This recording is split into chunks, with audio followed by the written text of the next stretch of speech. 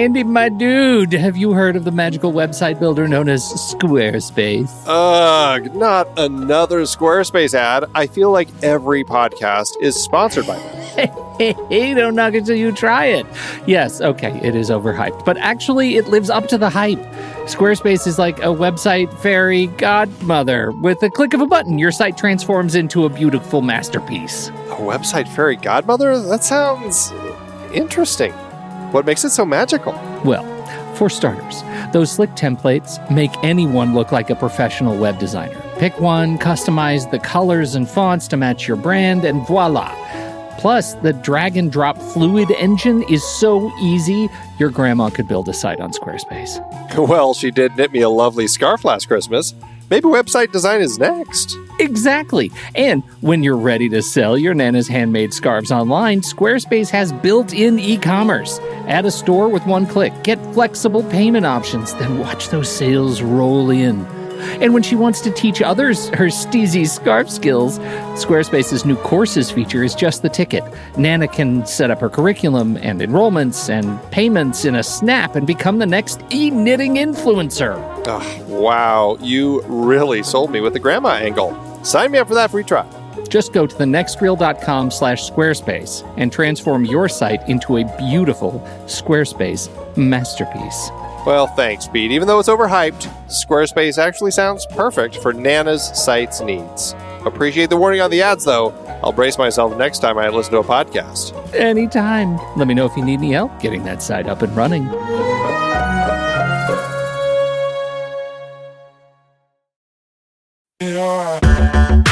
Andy, can you believe we've almost hit 700 episodes of The Next Reel? I know, it's crazy. And with all the other episodes in our family of podcasts, we are well over 1,200 episodes of movie conversation. It's really pretty amazing that we've gotten to have these in-depth movie chats every week for over a decade now. And we couldn't have done it without our loyal community of film fans. Their support over the years has meant so much. For sure. That reminds me, we should give the merch store a shout out. Buying shirts from thenextreel.com/merch is a great way listeners can continue to support the show. Plus, they get to sport our great designs. Absolutely. I think sometimes folks forget we have a variety of shirts, mugs, phone cases, and more available. In fact, a great place to start is with a shirt sporting the Next Reel's logo. We also have that classic Fast Times Spicoli Surf School tee, or the weirdly popular Rusty's European Tour shirt. The one from National Lampoon's European Vacation. Why is that so popular? Search me, but we have sold a ridiculous number of those. I guess there are a lot of Rustys taking trips to Europe? We're always adding new designs based on movies we've covered, like our brand new design for a streetcar named Desire, featuring a streetcar named Desire. So if you want to rep your love of TNR and films, head to thenextreel.com/merch. Every purchase helps us continue to have these weekly in-depth conversations. So visit thenextreel.com/merch today. And as always, thanks for listening and being a part of the Next Reel community. We've got lots more great movie chats coming your way. I'm Pete Wright. And I'm Andy Nelson. Welcome to The Next Reel. When the movie ends, our conversation begins. In just a matter of seconds, you're going to hear a classic episode of this show from back in the day when we called ourselves Movies We Like. It took us a while to settle into the show's format, so you'll notice some differences as you listen to these episodes. For instance, it takes us a bit of time to actually get into the conversation about the movie. Things like that. But we're still proud of the conversations about the movies themselves, and we think they're worth keeping in the library. So enjoy these episodes from our back catalog. And you can become part of our Discord community, learn more about the show, and find out how you can become a supporting member at thenextreel.com. So thank you, everybody, for downloading and listening to The Next Reel. We appreciate your time and attention, and we hope you enjoy the show.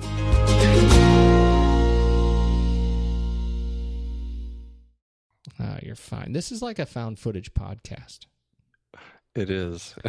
It's like, what is this strange recording that we uncovered?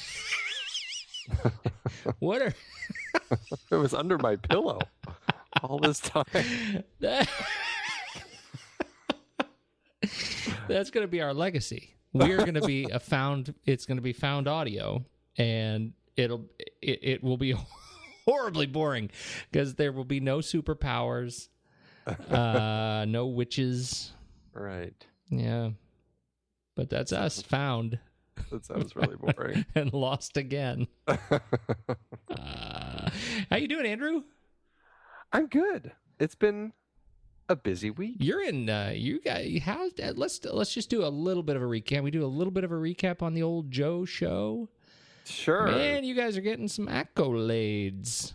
Yeah, we've played in 4 film festivals and we've won 4 awards. So I guess I guess that means off to a good start, right? Oh, I love it. Yeah. It's fascinating. I'll be honest with you. I haven't seen the whole thing. But you've seen some of it. I have. And I was riveted. And then they changed the password. Oh, yeah. I got hosed by a password change. But let me tell you, this is a film people should see. Well, hopefully they will. We're going to be playing at a few more film festivals coming up soon. In fact, when we go to the Beverly Hills Film Festival at the end of the month, even though Sheriff Joe really hates the movie, and this just proves the point of the film. Yes. He is going to come with us to Hollywood because he wants to walk the red carpet and be a part of the whole thing out there because, again, he knows it's all about the press and the publicity and getting his name in the paper. Yep. And it just really speaks very highly. Oh, my kind goodness. of a sad way. That is the ultimate testimonial for this documentary. It absolutely the is. Ultimate testimonial. So where can people? I know it's still in festivals, but and I know you and I have talked about this. Refresh me. It's not coming to a place where the masses can see it until when? Like it's on TV, right? It's gonna hit cable. It will first? be. It will be on Investigation Discovery. Okay. As early as September, if it doesn't end up getting some sort of a theatrical release beforehand. Okay. All right.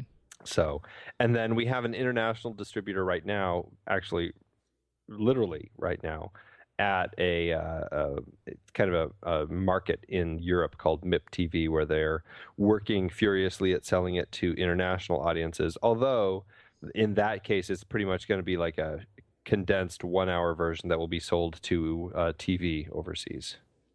It's not very good if it's condensed. I know. Who buys abridged?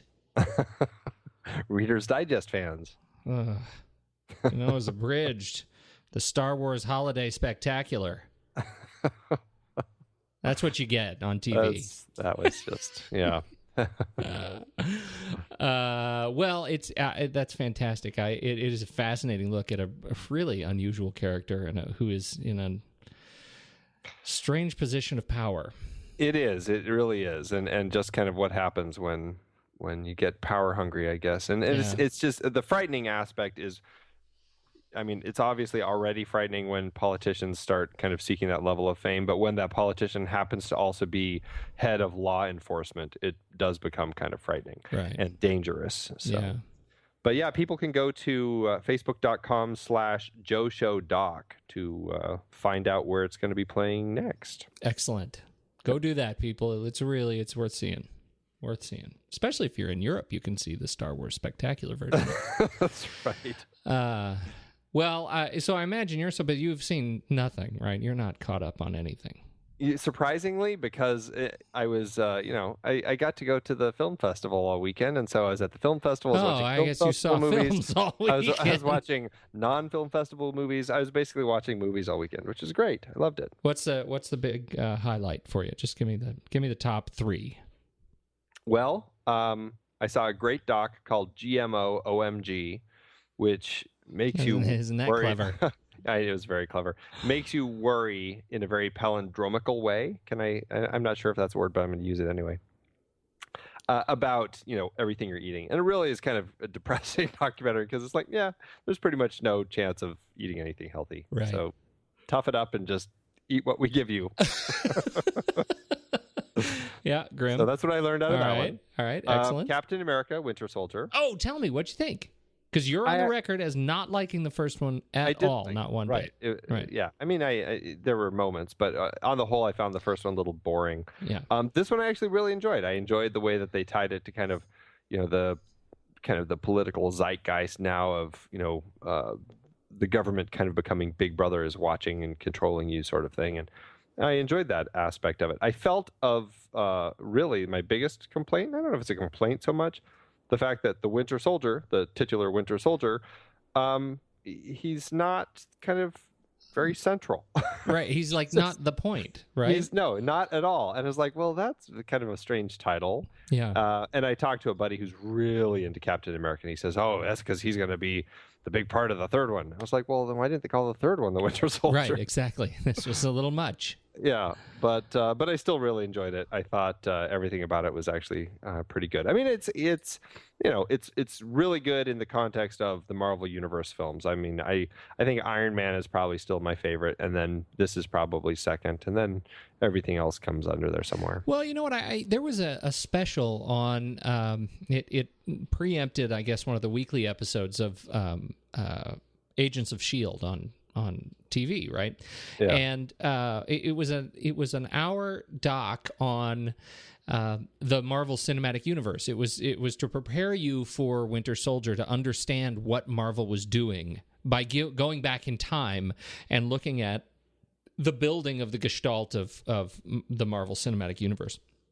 And I was really fascinated by it, mostly because, as we look back and armchair kind of history, we have this sense that, oh my gosh, they were really building something from the beginning. And the big lesson out of that was, wow, we had no idea what this was going to become when we did Iron Man. We shoestringed it together. We had very little support. We had to sell it. We had no clue what was going to come afterwards. And we were really stunned that people actually loved the movie and wanted to see more. And so every left turn in the Marvel Cinematic Universe was, just this hard-fought kind of clumsy stumble through building something that's turning out pretty grand. The other point that they brought up that I thought was really interesting was now they're in this position of that Marvel is in position of owning these characters that normally are dropped into this genre of superhero movies, right? Superhero as a subgenre of action film. Right. And this is one that they're calling, what are they calling it? They're calling it like the Cinematic Universe Wave 3, where now these characters are being put into films that are decidedly in their own genre. Like that the Captain America films are in the thriller, espionage, spy, political thriller genre. And they happen to star a guy who wears a superhero uniform, but that could be anybody. They want it to compete with the likes of, James Bond and those sorts of things. And so they're moving in that direction with that property, and they're moving in other directions with these other properties that, obviously we get the science fiction fantasy with Guardians of the Galaxy. And so they're all moving in these new directions, and they come together for these big tent poles like the Avengers. But we can expect more differentiation in genre going forward. And I think that's really interesting. The other one is, they talk about Agents of S.H.I.E.L.D. and what that does to give a broader look at the storylines that that we often don't see, and they the Marvel shortcuts that focus on Coulson and kind of the behind the scenes agent work, and now Agents of S.H.I.E.L.D. gives them that sort of soap opera, which I should add, if you haven't caught up with the last couple of episodes, it's really, I mean, it was kind of tedious for a while there, but I'm really entertained by that show now. It's darn good. So it's kind of found its legs then, It totally has. I really think so. I mean, I know there are still people who don't give it much time of day, but I'm very interested in these characters, and I think it's interesting what they're doing with them. So, well, and definitely with the expansion into the Netflix shows and everything like that. Very much looking forward to that. So, I think it's really an interesting concept. Yeah. Well, I haven't seen it yet, though. Winter Soldier. Well, you'll see it at some point. Oh yeah, I'm sure. I'm probably this week, this coming week. Yeah. I haven't seen anything. Been traveling. I did my big blues trip. That's awesome. Spent that. Let me shout out to the people of Mississippi. What if you're in Mississippi now, or if you have been to Mississippi? What an amazingly beautiful state. It was just gorgeous, and we've been from cypress bog to plantation to it's just an amazing study of the history of this state and how it came to be what it is. And everybody there that we ran into, every restaurant, every guest, people were just so kind and generous and gentle and welcoming, and it was just a real treat to travel that state for the last little over a week. So Nice. Thank you, Mississippi. I'm so glad I learned how to spell you when I was young.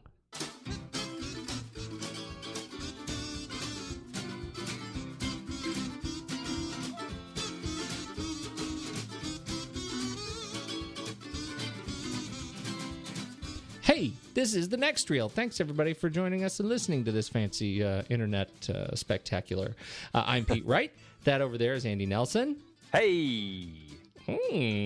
Like where you're going with that. You are a gentleman. And we spoil movies each and every week. You can find out more about the movies that we spoil at thenextreel.com. We encourage you to go there, read the blog stylings of the goodly Steve Sarmento.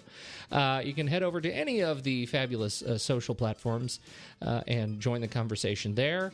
And, of course, you can look for all the films that we are going to talk about in 2014 on our Letterboxd watch list. So I think that's about it. Now, I will What? say, Yeah. you know what movie is not on our list over on Letterboxd? Announcement.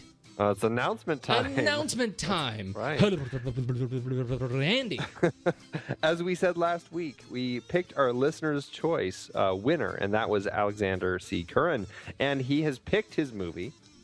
And it's pretty exciting. We are going to be talking not next week, but the week after our found footage series is wrapped up.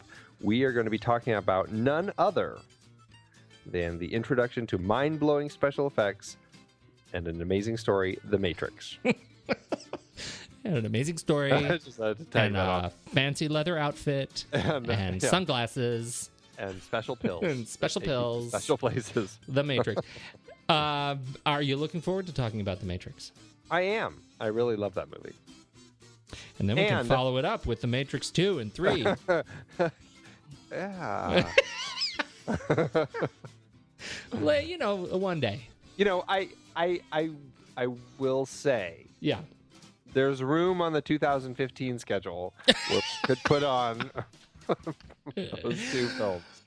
Just to finish it up. Hey, we did talk about Crystal Skull for Pete's sake. I'm Why telling not you. throw those on there? We talked about Rush, That's right? I'm telling you, we could the movie that do killed the name of our podcast. we could do those other two Matrix films, and I'm betting you, Andrew, that those films would not be at the bottom of our list. But I bet at least one of them would not crack the top 100. No, I didn't say that. I'm just saying they wouldn't be at the bottom. That bottom spot is cherished real estate. Yes. So that's all I'm Yes. saying. In its own weird way. No, I too am very much looking forward to talking about The Matrix, and I'm looking forward to watching it again. It's been a long time, and so I'm looking forward to checking that out. So the week after next, we're going to be taking on The Matrix, and that'll be a little one-off. The Blu-ray has 4 commentaries. Oh, fantastic. It's a lot of audio to listen to. The most interesting one that piques my curiosity is actually they have a pair of philosophers. Of course they do. Yes. Pretty interesting. So Weighty. Well, I can't wait. It's going to be great. I just picked that one up. They do the bundles on iTunes. The HD bundles. I picked that one up cheap. Of all 3 of them in HD, I didn't have those. So they've got the iTunes extras on there. There are a couple of commentaries, but not the Blu-ray ones. Right. All right. And with that, should we talk? Oh no, we got another one. This is good because we skipped this last week. We've got to talk about. This is what I was really looking forward to the most. I don't know how to introduce it anymore now that you've got a whole team. That's right. It's a little workforce here. It is. It really is. I shouldn't say workforce. It's really Robot Gremlin, aka Steve Smart, who has really taken to this Instagram challenge, and it's no longer Andy's feeble attempts at trying to beat the people. No. Andy has outsourced a level up in game. Is that what you're saying? I think that's what it is. Yes. Because this week, if you can't cut the mustard, get somebody better than you. So we last week was not. I think it was last week was not great, right? Last week was a moderate stomping. It was actually 2 weeks ago. 2 weeks ago was a moderate it's been stomping. A few weeks since we've All had right. this. So, yeah. Then this week, I think in particular was pretty strong. This week and last week were both pretty strong. Yeah. In 2 weeks ago, the movie was Solaris, the Steven Soderbergh remake, and something that Steve and I have learned is the whole idea of Google searching for images, and this is something I never caught on to, but he was smart enough to look into it. Yes, you can actually just type in a few keywords, and it's amazing what Google does for you. And yes, it was actually very easy to search on some of those key images for Solaris. Yeah. Especially the cockpit. I think the cockpit was. It was the very first image of the hands holding the doorknob. Yeah. Right. Yeah. So B-Lot 2319.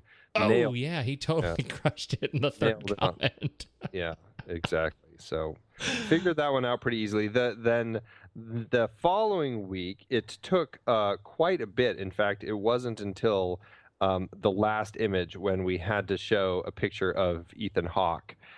And then it was just a series of rambling all the Ethan Hawke movies you could think of until someone nailed it. And it was The Woman in the Fifth, which is a movie we had talked about that trailer on the show. Yeah, that's right. A little while back. And Steven watched it and pulled some images from it. Some great images, too. Oh, they're great images. Absolutely. Yeah. And Joe Mija managed to finally guess Woman in the Fifth, and he was right.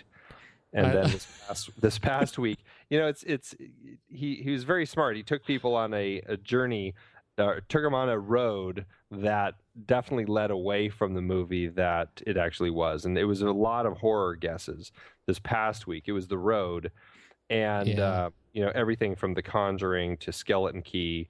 And I think it really threw people until those last couple images. And I will say that Hunt Thug Nasty did kind of guess it.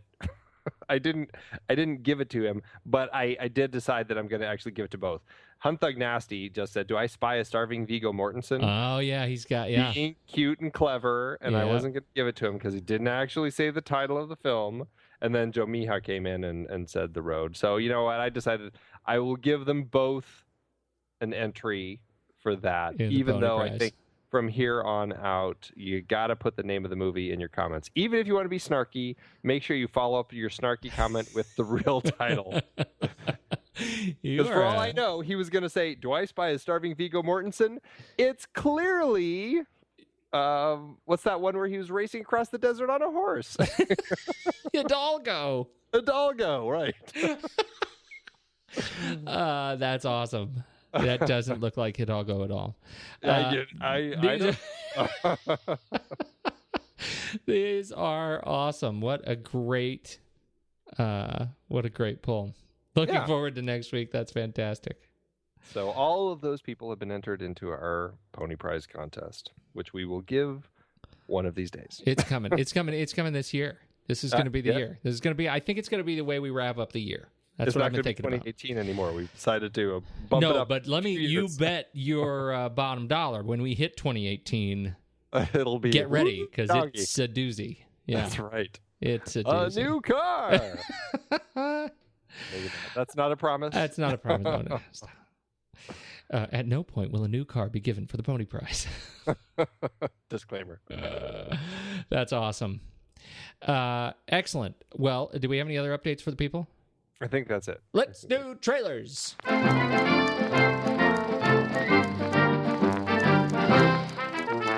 Okay. I don't know. I feel sort of like I know you're going to be channeling some rage. Don't you think? A little bit? I'm going to go first, and we're just going to see. This may be a tough segment for you. I may get angry. This I'm doing a Robin Williams film. Trailer came out this week for The Angriest Man in Brooklyn. It is supposedly a comedy. in which a foul-tempered Brooklyner is told that he has 90 minutes to live. And so it's an amends film where he's rushing all over New York to make good with all of the people that he has been angry with.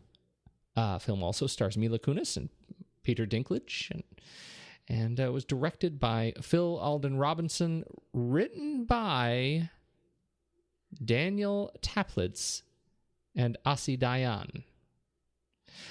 Phil Alden Robinson of Field of Dreams fame. Yeah. Now, Andy, had I not known what I know, I would think this movie is fairly clever. I'm glad to see Robin Williams in a film, in another film. It feels like it's been a while since he's done anything of note, but he really has been in. He's been in other stuff. He's done a lot of voiceover stuff, but it's been a couple of years. He was Teddy Roosevelt in Night at the Museum. He did the Happy Feet films, and obviously he was Eisenhower in The Butler. Yes. I have other stuff I haven't seen, and of course he has this TV show, which I think I'm not sure if it's been canceled or not, but it's the Crazy Ones with Buffy the Vampire Slayer. Right. And he's got a bunch of stuff coming up. And this one is looks like the first. So Angriest Man in Brooklyn, it looks kind of funny. He looks mostly mad. And it doesn't actually, to me, it doesn't actually look like he ever gets happy. But, I don't know if it's really a redemption story. Something about a cat throwing itself out a window. And Mila Kunis is adorable as ever. So to me, this movie looks like a satisfying renter, and I'll see it eventually. Now, Andy, please tell me how you really feel. Well, I will say I can't blame any of my rage on anyone involved in The Angriest Man in Brooklyn, because it's actually a remake of a film, The 92 Minutes of Mr. Baum, that Asi Dayan had written. Now, it doesn't look like that film is actually it's not even in IMDb, so I don't know where this film resides, but Asi Dayan is from, I don't know, it's either Palestine or Israel. Yeah. One of the two places, and it's certainly a dangerous place to be, but he's over there. And okay, so I think we've talked about my short film on the show before. Right? 2 minutes? I think that we have, but it may have been several years. It may have been a while. So anyway, I did a short film called 2 Minutes in college. And it is about a man who learns that he only has 2 minutes left to live, more or less. And he has to figure out what he's going to do with his time before he dies. Spoiler, now, it turns out you only need 2 minutes. 90 right. minutes is way overkill. It's way too much time. I mean, really. No, so it's, I saw that, and it was, it's like, it struck me. Actually, Chad and I were chatting, because Chad, who we have on the film board periodically, he was my lead actor in 2 minutes, and he and I were chatting, and he couldn't believe the trailer as soon as he saw it. Everything was just like so repetitive. The car crash, the doctor's office, like everything is like, oh my gosh. So anyway, it's like having your family portrait taken and used by Google on a big billboard ad, advertising something that you don't agree with or something. It's, I don't know. It's just weird. Anyway, I'm not really that angry, but I hope they did a justice, stealing my story and all that. But, Can you see? Do you have that up there anywhere? The 2 minutes? Yeah, is it's that on someplace? YouTube. It's on YouTube. I'll give you the link, and we can put it in the show notes. We should totally do that. I want everybody who listens to the show to watch either the trailer for The Angriest Man in Brooklyn, or wait until the movie comes out, and then watch the short film and which is now us. 25 years old. It is. It is God, that is really. It is probably that old, isn't it? About there. 20. Yeah. 20 years old. old. Those were the days.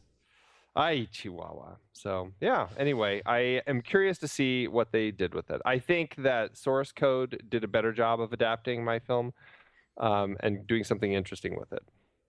Source Code. Source Code with that was with Gyllenhaal. Jake Gyllenhaal, where he had 8 minutes. Oh, I quite liked that. I really liked that film. We're gonna have to do a 2 minutes. The people who The 2 ripped off minutes Andy's knockoff. 2 minutes short film from college. Oh, Andy, why have we not done that yet?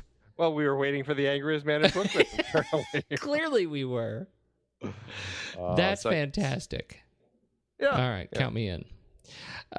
Excellent. All right, now you have a trailer that it doesn't look good. Okay, you're right. It doesn't look good. I'm going to tell you right now, it looks straight up bad. But sticking with my thing, trying to stick with trailers for films that are found footage. I watched a lot of found footage. There's actually a surprisingly large number of found footage films coming out in 2014 and into 2015. A lot of them don't have trailers out yet. And a lot of the trailers that are out there just aren't that good. I picked this one because it looked a little different than a lot of the other ones, which looked a little more just reiterations of things that we've seen. And not that this one isn't, but I don't know, it had a different twist a little bit. It's called The Last Diary of Nikita Rose. It's scheduled to come out in 2014, but it doesn't actually have any distribution yet. So I have no idea when it's going to come out. It has been featured on, I think, some film magazines and things like that. So at least they're getting the word out. I'm guessing they're probably taking it to film markets and trying to get it out there. They actually even have a website for the production company where you can support the filmmakers in the process of trying to get the film out. So if you like the trailer and you really want to give them some money so that they can try to find some distribution, then we can certainly put that link in our show notes as well in case you are interested in doing that. Otherwise, check the trailer out. I mean, it's basically a story of Nikita Rose, whose sister is attacked. They're talking on FaceTime, and her sister's attacked, and then she never sees her sister again. A year later, the killer is now going after her, I guess, and things are happening around their house. She starts filming everything. She gets a CCTV system installed in the house, so hence the found footage. And then it's this stalker who's kind of like creeping around the house, and we're just watching it on all the different things. And it looks, it looks creepy. It looks like it could have some effective moments. I don't know if I'm going to give it too much of a chance, but I will commend the indie filmmakers who are trying to go out and make something. Okay, I do too. I'm not saying. I just think. Well, you get it. Yes, I get it.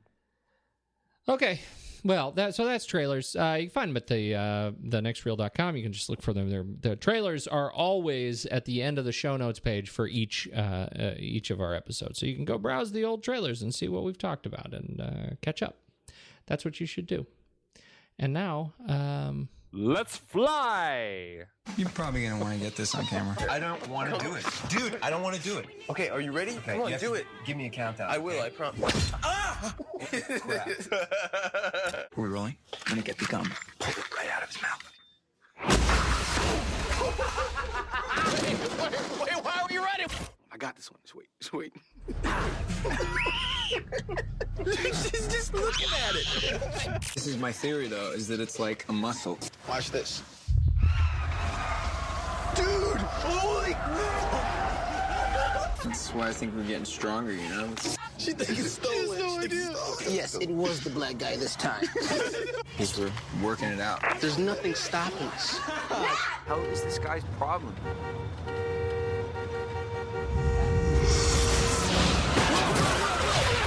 Stop! Are you crazy? Why did you do that? What the hell is wrong with...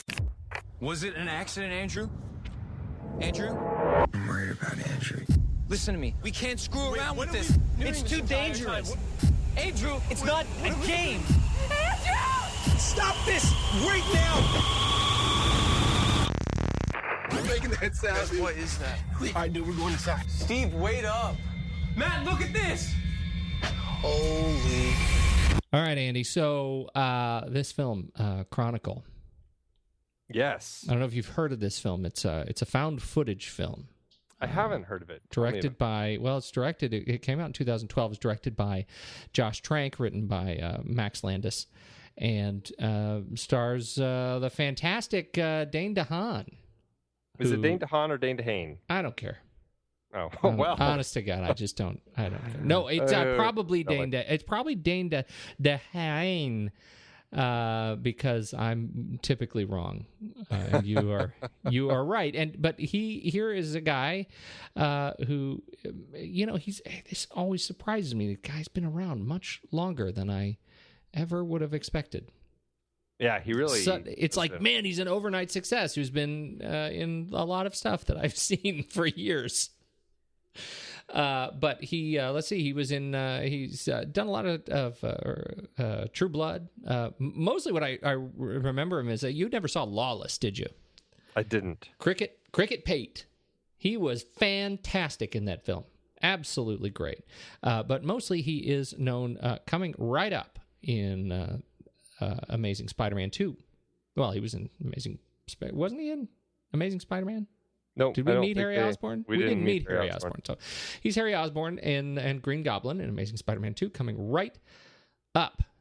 Yes, indeed. And so he's in this film. Yeah, he's kind of. I mean, I don't want to say it was Chronicle that really kind of burst him onto the scene, but I mean, like you said, True Blood, In Treatment, some of those early projects that he was doing, he certainly made a name for himself. And I think Chronicle was probably like kind of a breakout role for him, because then 2012 became really kind of a big year for him as far as film, Chronicle, Jack and Diane, Lawless, The Place Beyond the Pines, Lincoln. Yep. So he had a really great year in 2012, and 13 wasn't quite as big, but I mean, Kill Your Darlings. I don't know what Devil's Knot is, but then he was in that Metallica concert film, but he was in kind of the narrative half of it. Right. So, yeah, I mean, he's an actor that I was surprised when I watched Chronicle. I mean, I really liked him. He stood out more than the rest of the guys. Well, actually, Michael B. Jordan really stands out too. But I don't know. I guess I was kind of surprised that he was one of the ones that ended up taking off, because he seems like one of those dark characters, that kind of a dark actor that you don't expect to be the one to kind of take off. Like you expect to be have the kind of the more pretty boy main character actually take off, Alex Russell, right? Who I don't think quite took off as well. I mean, he was in The Host and Carrie, so he's definitely kind of gone the way of the teen films, but I don't think in a way that has been as successful. Yeah, it'll be interesting to see what happens to him. He's got a couple of films coming out in 2014, and so, we'll see what happens. In general, though, in Chronicle, I like this film. Yeah, I do too. I really do. It's one of those films that captures it. It feels like it comes at you in segments, right? It's kind of got this slow burn found footage thing going on in the beginning. And it looks like a kid who's he's got Dane DeHaan, who's abused by his drunk stepdad, and his mom's dying, and he is documenting he's documenting who knows what what got him to turn on the camera in the first place. All we know is we open on this shot of the camera in the mirror shooting the door as his drunk stepdad is banging on it. Is it his stepdad or his dad? Is it his dad? I guess I always assumed it was his stepdad. Okay, well, abusive. So it's his abusive dad. And he, let's see. No, it was his dad. It was Richard Detmer, his last name Detmer. So it's his dad who's a drunk and he's abusive. He beats him up. It's very sad. And so Andrew turns on the camera. And that's the setup for the film, that we have this single camera that documenting, it's just sort of that narcissistic documentation of life. Well, and doesn't it also feel like right from the beginning, it feels almost like he's using it as a weapon to find a way to fight back at his father, to help kind of maybe, I mean, it's not going to prevent the abuse so much as give his father a reason to maybe reconsider before he does it. Well, yeah, that's what I was going to say. It is a great example of him taking his power back, right? This is the only way he can, because he's smaller and meeker than his dad, and so this is the way he can do it. Just document the proof, and if something goes wrong, he has it. Yep.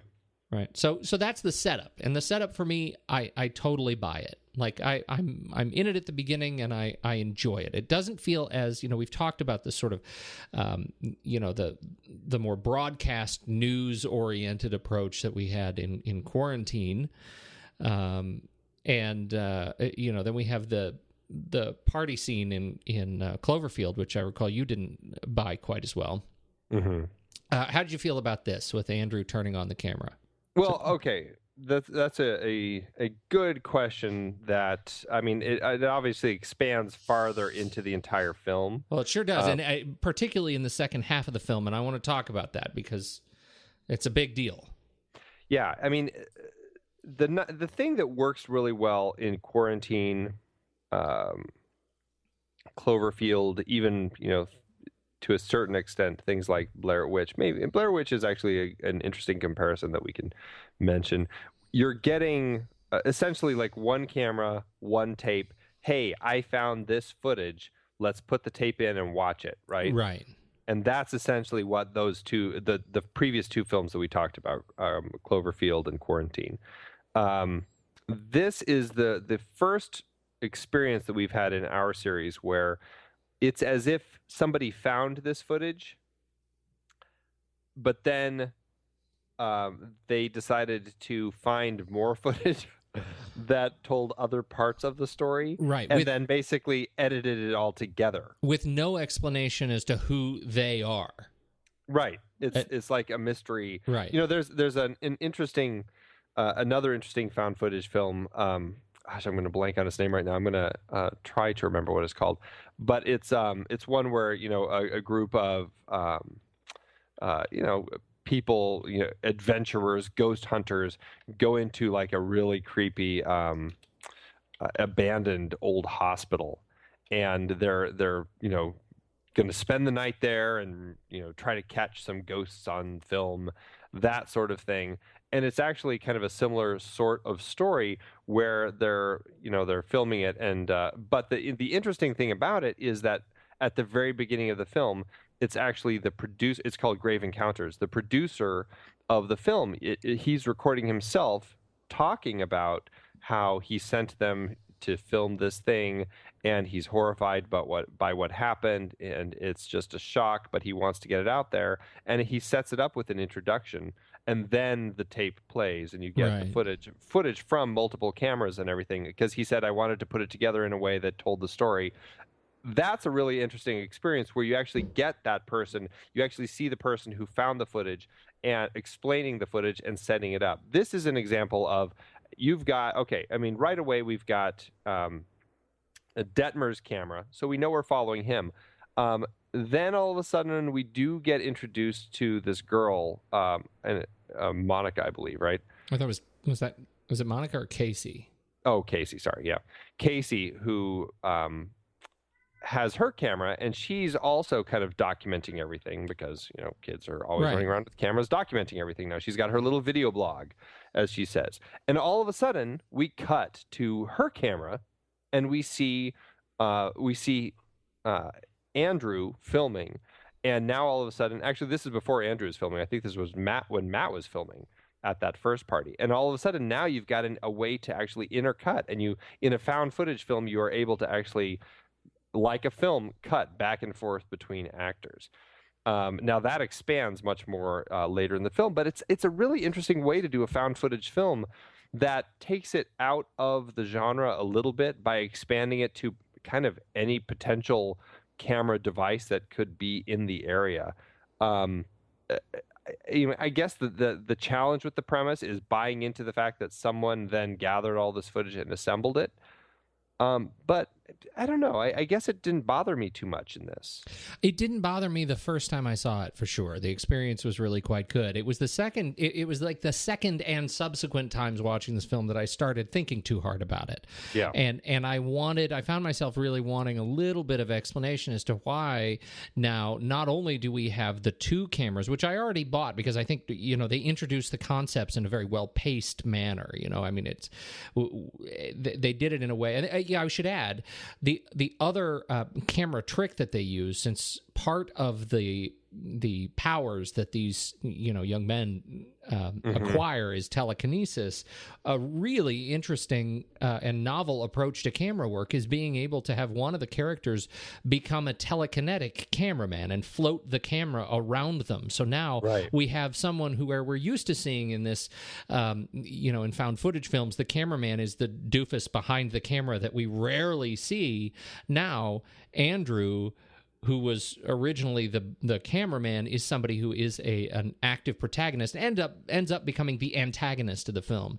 Yeah. And I think it starts around him being able to use the camera in a much more dynamic way through his mind. But the other piece was, by the end of the film, we're not only looking through Casey's camera and Andrew's floating camera, we're looking at police dashboard cameras and helicopter cameras and just random bystander cameras in the buildings nearby, and there is so much footage that this person has collected, this omniscient editor, that it starts to stretch the concept in a way that I think is a bridge too far.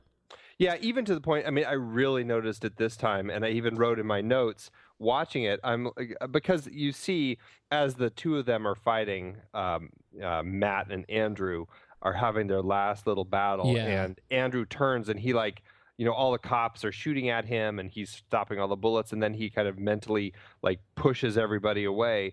There are still there's still a couple camera people, some just, I don't know, random bystanders who happen to be in a position where Andrew didn't push him away, apparently. And they're in the zone. In the zone, to the point where they are getting extreme close-ups of Matt and Andrew's face. And it's who is filming this? Yeah. Why did this person not get pushed away by Andrew?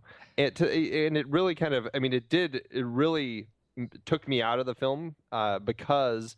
and I think that's the danger of found footage, is because you have to buy into the conceit. Once you buy into the conceit, you can flow along with the film completely fine all the way through the film, unless they get to a point where it starts feeling like they're stepping out of the conceit and they're cheating, and then it really it can fumble. And I do feel like some of that stuff at the end, as much as I like the film, when I'm in the moment, I can go along with that. But when I'm paying attention, it really pulls me out of the film. Yeah, I absolutely agree. I think that's one of the things that you get with films like Quarantine, and even to some extent Cloverfield. But Blair Witch is another one that just sort of defines the modern take on the genre, which is a zealous diligence to sticking to the conceit.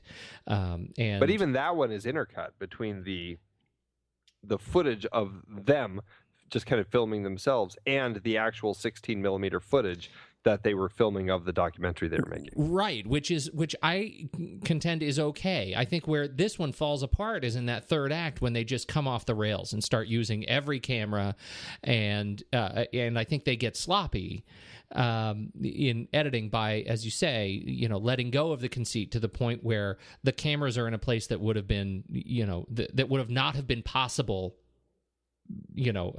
from the action on screen.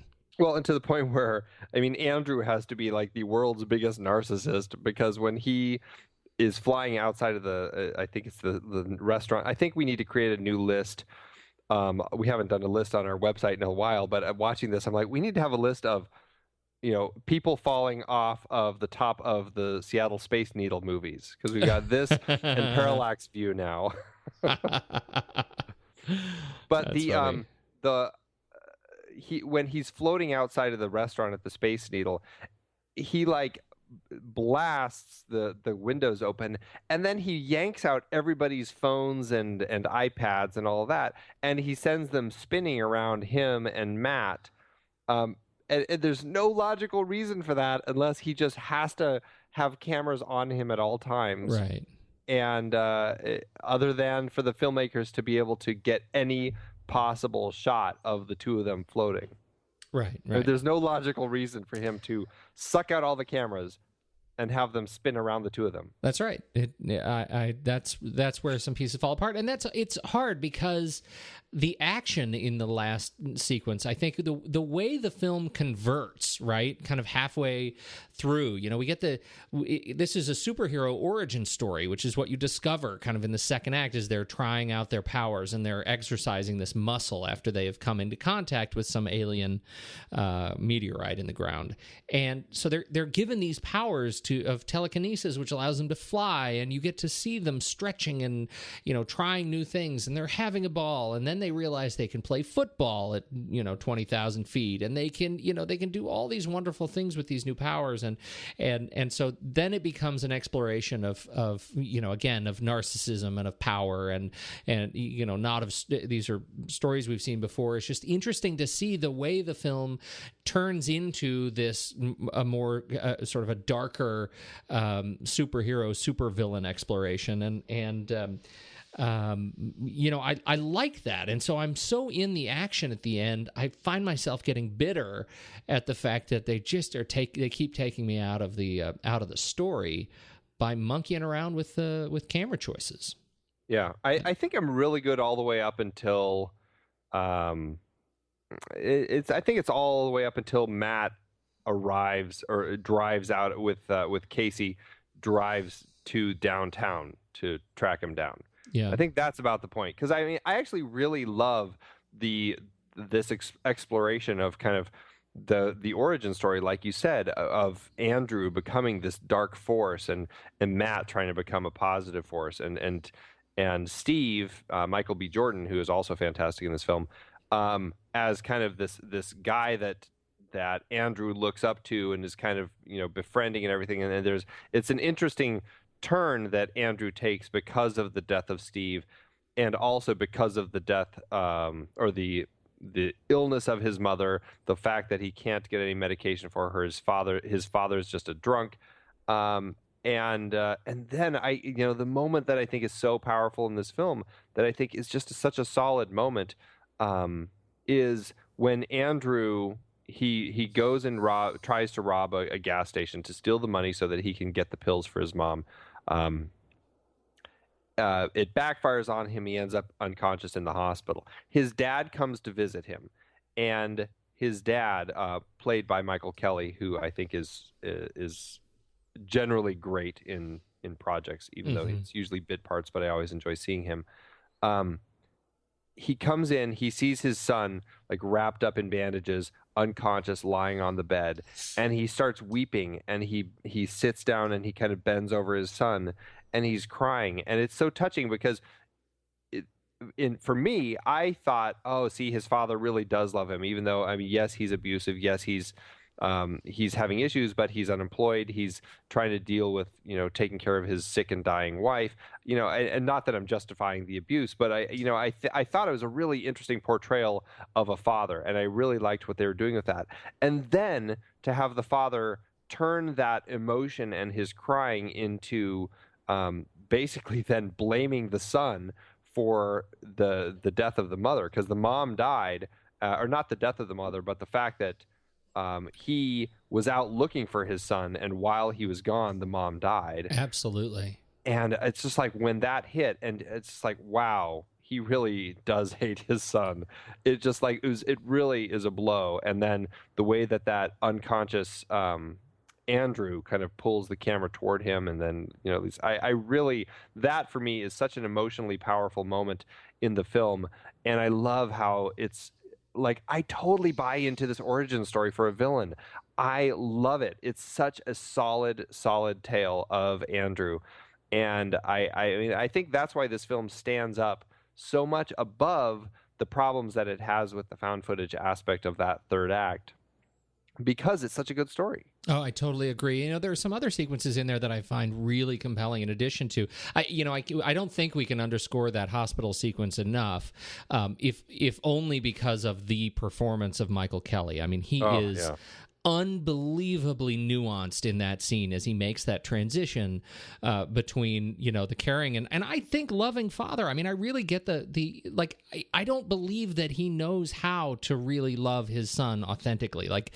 This is the way he does it. I don't think he hates his son. I feel like this is the pattern of abuse that has evolved, and so I love the way he plays that change. I mean, it is amazing. Yeah. But there are also these sequences throughout the film that I find enormously rewarding in my lizard brain. And it starts in once Andrew starts exercising his powers, when he's been bullied by this guy in school, and when he goes in and is bullied again, and the guy sort of breaks the camera.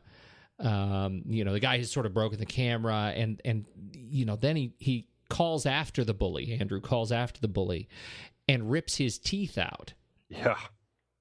That was with gross. With his mind. That was gross. But then to cut to the bathroom stall and have him describing in the camera more as a diarist, kind of a training documentation, right? That says, here's how I ripped the teeth out. These two broke because I didn't grab them at the root. Like that was a gut punch of a sequence. Absolutely. Again, with Michael Kelly, however, later when they can, there's the confrontation in the basement, and there is that change where DeHaan, stands up and ends up, they end up throwing each other around, and he throws Michael Kelly against the wall and screams in this guttural kind of bellow, "I could crush you." Yeah. And you realize he's made the turn. That's the end. I found that really, really fantastic, those little sequences.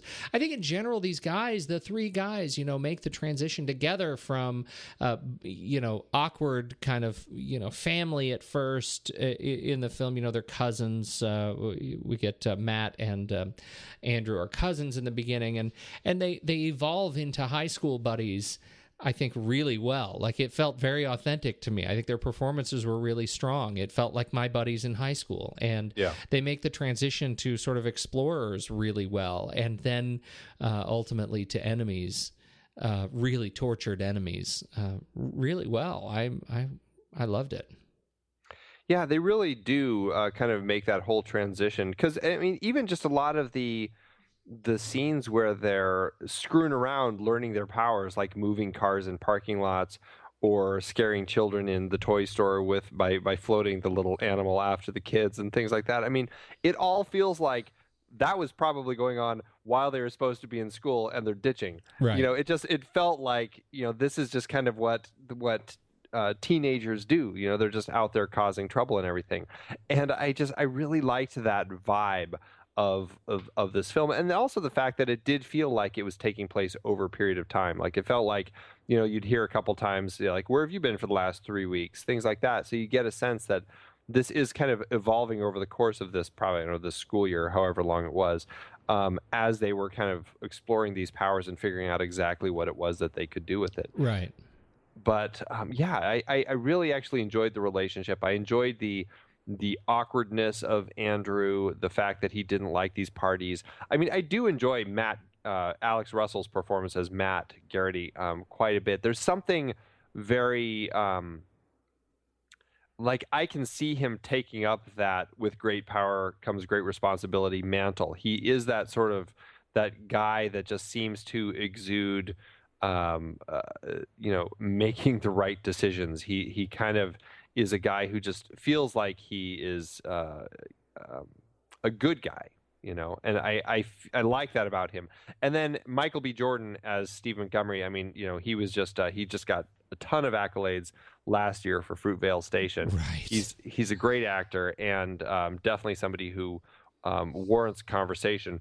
But his portrayal of Steve, I think, is just so great, because he's kind of just that popular, the popular kid, the one who's not just popular because he's like a jock or something, but he's like the guy who is running for student body president, and he just like people like him, but there's something kind of cocky and arrogant about him, and I love the way that Andrew ends up gravitating to that, and how Steve, because of this friendship that they've formed, like you don't expect them to be the normal friends in school, but because of the whole thing of this shared power, I love that scene where they have they go on stage together for the talent show. Oh, that's wonderful.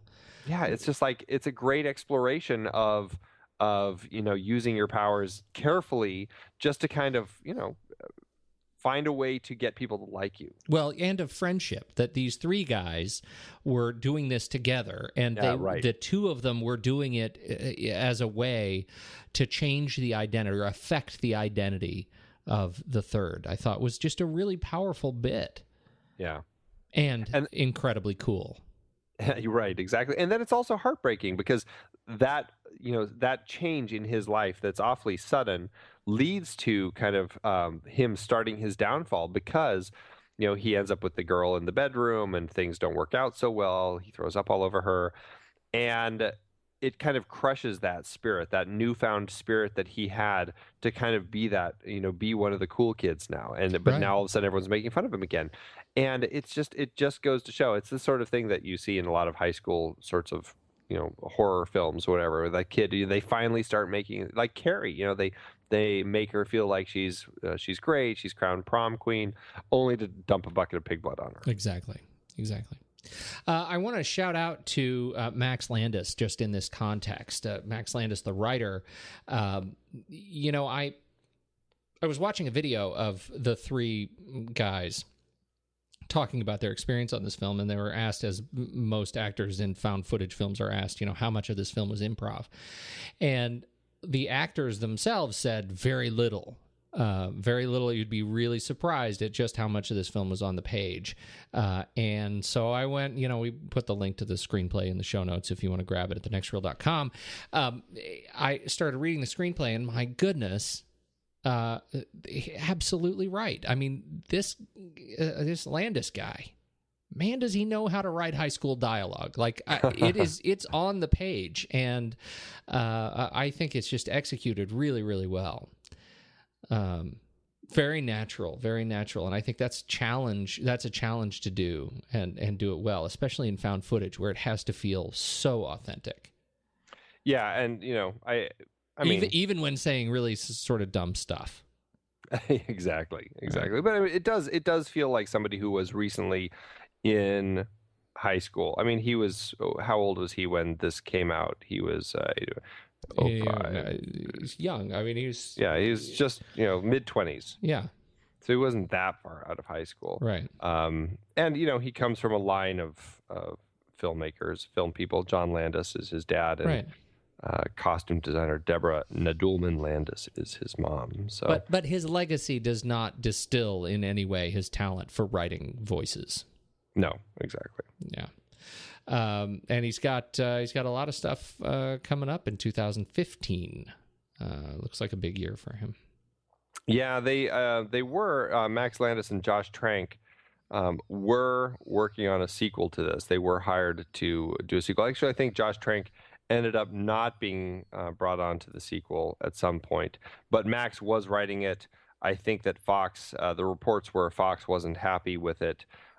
They were not going to move along with it, and then new writers were taken over to write as of last summer. Last summer, this time last year. Yeah, new writers were hired to write the sequel, and I think Jack Stanley is set to write it. And I don't know. And then Max Landis is keeping himself busy, and of course, Josh is going to be the one helming the big old. Speaking of Marvel earlier, the big old Fantastic Four reboot. Another reboot, younger cast. Yeah, I newer, guess younger, and actually Michael B. Jordan is playing Johnny Storm in that film, and I think isn't somebody else in there? Jamie Bell and Kate Mara, right, and Miles Teller. Teller, that's right. Yeah, from Divergent. Yeah. So I want to talk just a little bit about. Speaking of a sequel, did you pick up the screenplay? for Chronicle? Did you look at it? No, I didn't. Okay, so the end of the film, as much of the film as in the screenplay is on the screen, right? Much of it is, until, of course, the end. They always do something at the end. Right. I just want to tell you what happens at the end. Okay, yeah. First of all, the film takes place in Portland, so go Portland. And why is that important? Okay, so you know the sequence at the end when they're standing in the square, and he's just Andrew has just flung all the people in the cars away, right? Except for the cameraman. Yeah, never do the cameraman. Well, so he flings everybody away. Then, page 89, Matt swings an arm, blinding fast. The Triton of Portlandia, which is the big statue we have in Portland. The Triton-wielding arm of Portlandia bends jaggedly, bringing down the pitchfork hard, first through Andrew, then into the pavement. So, apart from being Portlandia and having taken place in Portland, it's pretty much the same setup. Andrew stands impaled, a look of shock on his face. Then Matt flails up his hand. The bullet lodged inside him fires out, striking Andrew in the head, killing him instantly. Okay, so that's a cool sequence, right? Because Matt at this point had been shot, and he actually shoots from inside his body the bullet and lands in Andrew's head. So it's a little bullet exchange. Yeah. All of the floating people drop dazed. Matt collapses after a moment. The police advance. And I should add, the setup to this sequence, remember in the sequence when Andrew's playing with a spider and he lifts it up and he opens his hand and stretches the legs out and then ends up opening his hand in a snap, and all the legs fall off. Right. The setup to this sequence, instead of using that thunder shake where he pushes everybody out, he actually takes all the police and bystanders, picks them up, and uses his hand and expands them, and so their arms and legs go rigid, and you know that that's what's going to happen. He's about to rip the arms and legs off of all the police. That's when Matt swings his arm and the Triton goes through him. So that's the setup, which I actually really like. I mean, I like that idea that it brings us back to that level of terror now with people. But from here, in the film, we cut to Matt, who has now flown to Tibet. Right. And he does a little video about how much, I love you, I miss you, you were right, here's Tibet, it's so beautiful. In the script, Matt is in a clean room. His back is broken, he's full of bullets, he's bloody. He's begging the clean room operators to help him. They keep looking for radiation. They're doing all these things. And suddenly his body starts to convulse. His wounds start to heal. His bones start to snap back into place. And the men that are in the room are flung backwards. The examination mirror, the one-way mirror, shatters, and all the military that are behind it are now see that Matt has miraculously healed himself.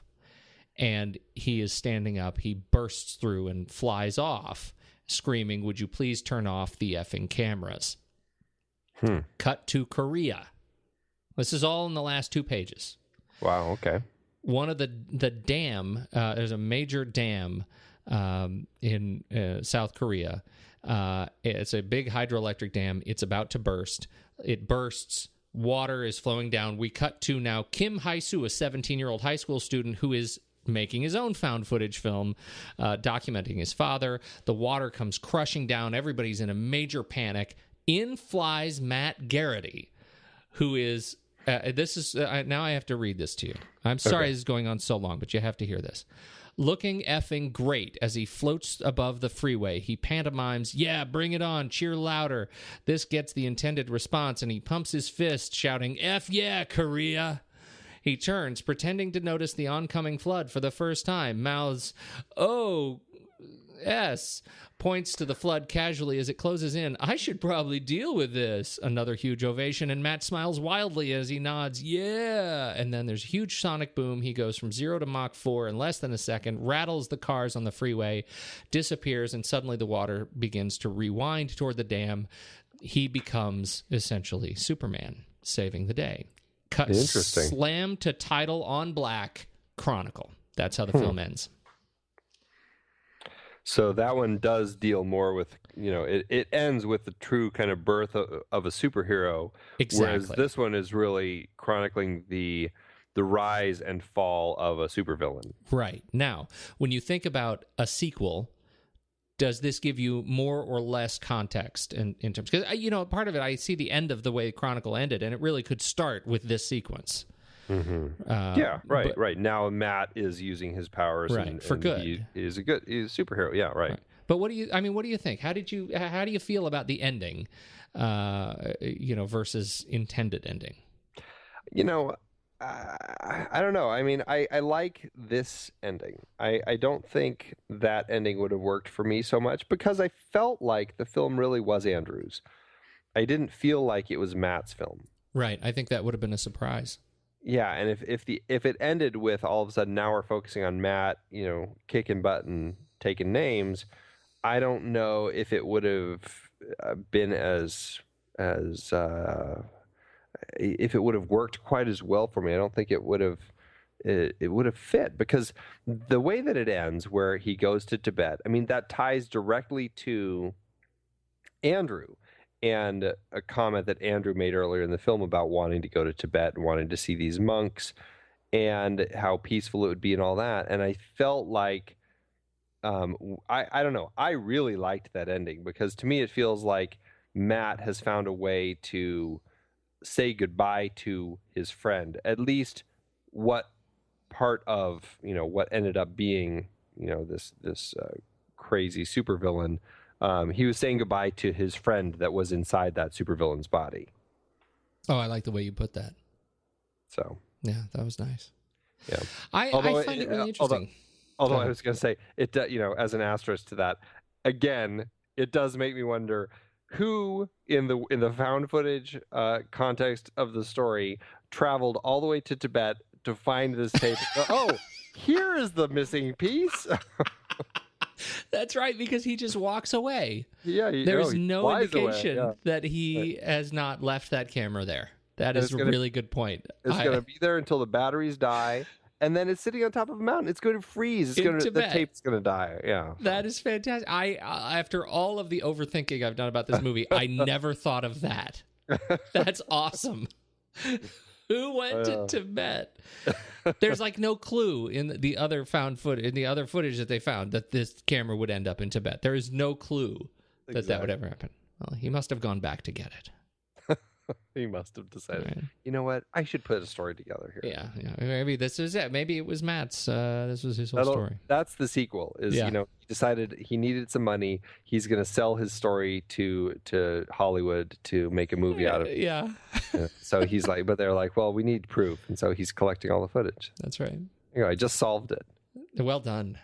I feel better now. We've talked a lot about the camera work. I think that really goes into some of the production, the cinematography and editing, and the challenges obviously faced by the conceit that they set up. What else do you want to talk about in terms of the production? Do you have anything that stands out?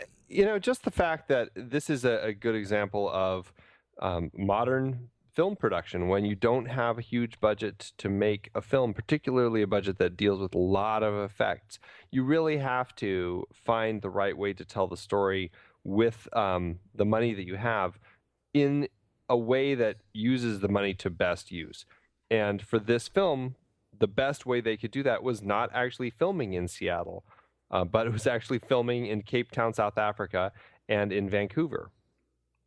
And I have to say, watching this film, it does surprise me quite a bit because I haven't been to Seattle in a very, very long time, but it strikes me, just like Cloverfield did last week, that, wow, they really fooled me. I really felt like I was in Seattle this whole time. Now, you are not that far from Seattle, so maybe you were less fooled. No, I wasn't. I was totally fooled. And, it's not like I was actively saying, gosh, I don't know where that street is. But sure. Once they set the stage with the Space Needle, mm-hmm. It never gave me any reason to question where this film was made. Yeah. Right. And I think that's a real testament to it. I'm with you. I was snookered. Yeah. And that's just, I think that's great. The fact that they fooled us into thinking it was there, but by doing that, by filming in Cape Town and in Vancouver, they probably were able to take so much more money from the actual production itself and put it on screen. And Right. that's exactly what you have to do. And that's it's the way of things now, where you really have to kind of use these tax incentives and more affordable cities to film in order to make the film that you want with the budget that you have. Did you see the promotion, the stunt promotion they did with this for this film, the New York flying people? I didn't. This was brilliant. I put a link in the show notes for this one, where to a video that they put up on YouTube well after the fact. What they did was they commissioned these guys to go out and make these 3 life-size, like human-sized drones, like flying drones. Mm-hmm. And they stood on one side of the river outside of New York City, and they launched them into the air, remote-controlled flying people drones. Nice. And they flew them in and out of the bridge and over and around the Statue of Liberty. And, everybody who saw them, when you look at them at that distance, it was not beyond the realm of possibility that you would not look at those and say, oh my gosh, I can't tell that's a drone. That actually, it looks like people. What are they doing? Like, obviously your mind is saying, wow, that's a drone, but your heart is saying, God, I hope they just discovered how to fly. Right. And it was perfect. Like, it was really perfect. And so this video, unfortunately, is a little bit like it peels back the curtain a little bit too much. And you actually see that they're really, they're like a balsa wood drones to foam core, but it's really cool, and it was a really cool promotion that they put together for this, and it got a lot of people sharing photos from inside New York City saying, oh my goodness, there are people flying in and out of the buildings, between the buildings downtown. And I thought it was really clever. That is so cool. I totally missed that whole thing. I didn't even hear about that, so that's wild. Yeah, it was pretty neat. Wow. So the movie was a surprise hit. Yeah, it really did well. I mean, it opened in early February in 2012, and same year actually as Cloverfield, just I think a different time of year. But the Cloverfield was what, 2008? I have that backward. Yeah. Chronicle, it had a budget of about $12 million, and then prints and advertising about $28 million. So they actually spent a lot of money marketing this film, probably making balsa wood people. It was drones, it was the drones. This film ended up making, domestically, it made about not quite $65 million, and internationally about $62.5 million. So all told, it really did well for itself. And when you adjust it and everything, it ended up making about just over $1 million per finished minute. So it did well for itself. It's a fine film. It is. I mean, you got to get past the conceit of the found footage in this, because it does kind of fall apart a little bit in that third act. But you have to, I really think you have to celebrate the way they approached that conceit. And I think they, up through the second act, I think they really nailed it. And they introduced concepts to found footage that, I hadn't seen done or really fleshed out before, and I thought it was really interesting. Just like Cloverfield did the tape rewind thing, which I thought was really clever. I think, using the story as a way to really augment found footage conceit here worked very well overall. Yeah, the floating camera and everything. You're right. I mean, there's so much stuff with the way they played with that I think is just stellar. Yeah, really. Yeah, I mean, and I totally love this film. I think that I'm being just a little hard on it because when you look at it critically, it doesn't hold up quite as well. But it is the story. If it wasn't such a strong story, I think it'd be a lot easier to let those things really just stick in my craw. Absolutely. I think it's probably time to rate it. I think it is. Let's flick chart. Let's. If you head over to flickchart.com/thenextreel, if you were to go there, you would find our stack rankings of every film we've talked about on the show, and you can see kind of how they stand up next to one another. And that flick chart, that's a clever tool. I'm not lying. It is. It is a really fun tool. And so with that, let's do it. All right, here we go. Chronicle or Gattaca? I think you're going to say Chronicle. I am going to say Chronicle. Yeah, I think I will too. Yeah. Chronicle or Moneyball? I think you're going to say Chronicle. I think I am. See, I was going to say Moneyball. I'm really torn on that one because I think Moneyball is a stronger film. Yep. Chronicle is a more fun film to watch. And it does really interesting things inside the genre, but in terms of overall, the strength of the film... You're right. I'm going to say Moneyball now. All right. you won me over. All right. Chronicle or The Natural? I'm totally Chronicle on this one. Are you really? I will perpetually have problems with The Natural. As much as I love the film, it's always going to be that weird ghost baseball movie for me. I just, all right. I know it's just nonsense. I'll say Chronicle and just for tradesies. There you go. Oh, Chronicle or The Social Network? We haven't done Social Network in a while. Oh, I know. I'm going to say Social Network. Me too. Absolutely. Yeah. Chronicle or Marathon Man? Oh. Is it safe? Is it safe? I'm probably going to have to say Marathon Man. I'm a little torn on that one. I feel like I might say Chronicle. Why Marathon Man? Again, there's something about the intensity of that film and of his performance that just is. It really is a visceral kind of. It burns into my memory. I mean, it's a film that it's dark and grim, and it ends not really well. It's just sort of hopeless, and yet I think it is a testament to filmmaking in the 70s, and I feel like it's kind of a classic, and Chronicle isn't there yet. Yeah, I feel like I'm going to go with Marathon Man. There's something about even just the way they do the flashback scenes of Dustin Hoffman's childhood when his father kills himself. There's something really interesting the way they play with that stuff, with giving you hints of things without just coming out and blatantly saying it. So yeah, I'll go Marathon Man. Right. I can buy into that. All right. Chronicle or Joe versus the Volcano? I've got to go Joe versus the Volcano. It's wow. I know. I love it. What can I say? Wow. I mean, I do too. I feel like we're gonna get letters. I feel like we may, but you know what? I think I know a lot of people hate. You know what? Cameron L. Ryan's gonna write you. I'm almost sure of it. Maybe sure? Leisha Lynn. Definitely Leisha. They're not gonna be happy with that. No, she's going to leave us another little flick chart comment. But. Yeah, in this case, I would go Chronicle. I don't know what we're going to do. Are we gonna rock, paper, scissors it again? Well, I don't know. I mean, I feel like it's generally. I mean, I love it, but I love both these films. But I think in terms of Joe versus Volcano,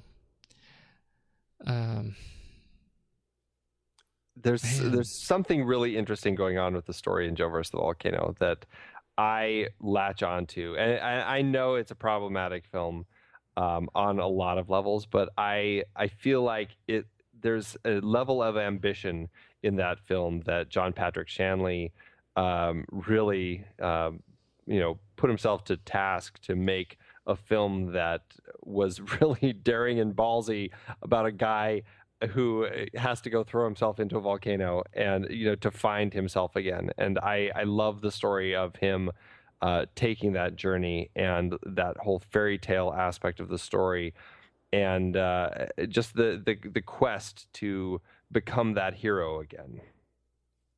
Is this the last film that we have to rank against, or is there another one coming? No, there's going to be one or two more. I think one more.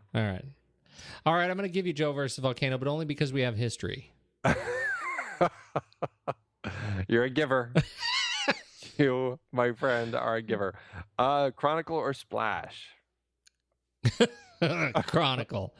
I'll give you Chronicle. There you go. Chronicle. All right, there you go. Number 47. All right. 47 out of 127. Crack the top 50. Yeah. There you That's- go. That's it. That's good. Do you have quick view of the relative rankings of the other found footage films handy? Cloverfield, Quarantine. How did this do against those? Let's see here. Well, what are we going to do next week? You tell them what we're going to talk about next week. Well, I'm excited about next week because I have not seen the film that we're doing next week, and you have. This was your pick. You stand by that. I'm quite excited about it. Yeah. Troll Hunter, 2010. Troll Hunter, written and directed by Andre Øvredal. Andre Øvredal. It's a film out of Norway. It's in Norwegian about a group of students investigating a series of mysterious bear killings. Turns out, spoiler, it's a troll. They ain't bears. Oh no. And so it looks good. It's got it looks good. I don't know anybody who's in the cast. No, I don't either. Nope. There a lot of people with O's in their names that have lines through it, and to me, those just look like zeros. I guess that's the silent zero. I don't know. The silent zero. There is a language that I know very little about, Norwegian. But it's exciting to kind of explore a different sort of, almost a little kind of a fantasy film, kind of a fantasy. I don't know if I'd call it a thriller, horror sort of thing. It's definitely kind of maybe fits in line with Cloverfield as far as kind of the monster movie sort of thing. It's a lot of fun, and I'm really excited to watch it a second time and just see if it holds up, because it really took me by surprise. So I can't wait. I'm absolutely looking forward to this. The Trolls, unfortunately I've been spoiled. I've now seen the Trolls. Because it's on the cover artwork. I was gonna say, it's like Quarantine. Just really, like Quarantine, they really don't hold things back, and it's a bit disappointing. It's like, oh, okay, well, I guess they're just putting it all out there. Yeah. But still, it looks very interesting. So we're gonna wrap up our found footage series with Troll Hunter 2010 out of Norway. So check that one out. It is available for rent on iTunes and places and like it's that. streaming for free on Netflix right now. Oh, it is on Netflix right now. Good. Yep. So, all right. So, of our stacked rankings, Chronicle's coming in at number 47. Then we have Quarantine at 82 and Cloverfield at 88. All right. Well done, Chronicle. I feel that's right. I do too. I actually feel the ranking of those three films. I feel like that's how I would go about it. So, me too. Anxious to see how Troll Hunter fits in. Definitely. All right. I think are we done? Do we have anything else? I think we're done. I think we did it. Hey, well done. I gotta go to bed. I'm gonna go dig up this strange glowing rock that landed in my backyard. Hit it with a hammer. Yeah.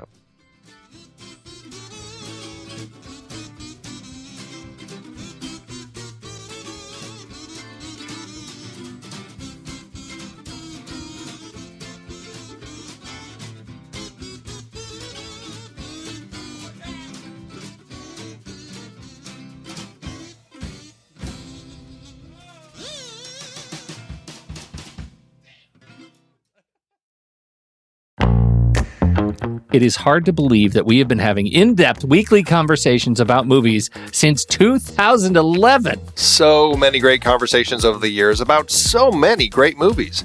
And some stinkers. Well, true. But producing this show week after week requires a ton of work behind the scenes. If you'd like to help support our efforts, one easy way is by using our Originals page when shopping for books and movies that we've covered. Just visit thenextreel.com/originals. Your purchases made through our links give us a small commission at no extra cost to you and allow us to keep having these great discussions. In Season 3, we covered even more great adaptations like The Night of the Hunter and It Happened One Night, both part of our Couples on the Run series. We talked about No Country for Old Men. The Coen brothers so rarely adapt someone else's work. We had some fun rom-com adaptations like About a Boy, based on the Nick Hornby novel, and Nick and Nora's Infinite Playlist, adapted from Rachel Cohn and David Levithan's book. In our terribly and naively named foreign language series, we discussed The Brilliant City of God and The Diving Bell and the Butterfly, which I won't ever be able to watch again, ever. But could you read the original memoir? I don't know, maybe? We had our Richard Dysart series with adaptations like The Day of the Locust and Being There. Plus, we had that fantastic interview with the man himself. The one where we had him sit on the floor. Because this chair was so squeaky. Good times. We did our first Tom Hanks series with Forrest Gump, adapted from Winston Groom's novel, plus Apollo 13, based on Lost Moon by Jim Lovell. And we did another year series looking at films from 1981, including Das Boot, Gallipoli, and Thief, all based on books. Listeners can dive deeper into all of these original stories and more at thenextreel.com/originals. Every book, play, movie, video game. You bet. We have talked about some video game adaptations as well. It doesn't matter the source, just follow the link. Every purchase supports the podcast. Check out the full list at thenextreel.com/originals and get reading, watching, performing, or playing today.